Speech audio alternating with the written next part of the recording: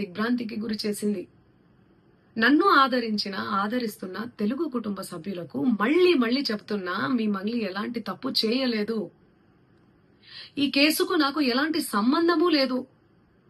అబద్ధాన్ని అబద్ధమని చెప్పి ఇంత గొంతు చింపుకొని చెప్తున్నా కూడా నాపై బురద చల్లడం ఆగడమే లేదు. అందుకే ప్రతి చేతిలో ఉన్న మొబైల్ కు రిమోట్ కు నా మొర చెప్పుకుంటున్నాను. చట్టాన్ని గౌరవించే పౌరురాలిగా బాధితులకు న్యాయం జరిగేందుకు దర్యాప్తు అధికారులకు సహకరించేందుకు నేను సిద్ధంగా ఉన్నానని మీకు విజ్ఞప్తి చేసుకుంటున్నాను. మంగ్లీ ఎలాంటి తప్పు చేయలేదు, చేయదు కూడా.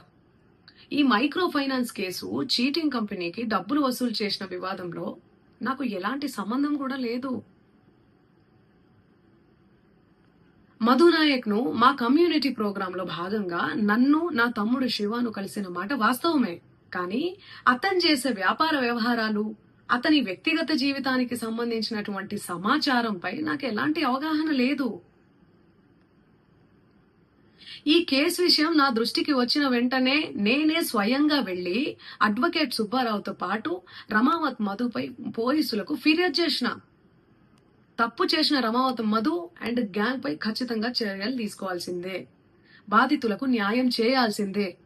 ఈ కేసులో మోసగాళ్లను, బాధితుల అంశాలను పక్కన పెట్టి నాపై, నా కుటుంబ సభ్యులపై దుష్ప్రచారం చేసేందుకు కొందరు వ్యక్తులు కావాలని హేమకాంత్ రెడ్డి, సుబ్బు అడ్వకేటు, మధు నాయక్ ఈ కేసులో మోసగాళ్లను, బాధితుల అంశాలను పక్కన పెట్టి నాపై, నా కుటుంబ సభ్యులపై దుష్ప్రచారం చేసేందుకు కొందరు వ్యక్తులు కావాలని ఈ వివాదంలోకి నన్ను లాగుతున్నారు.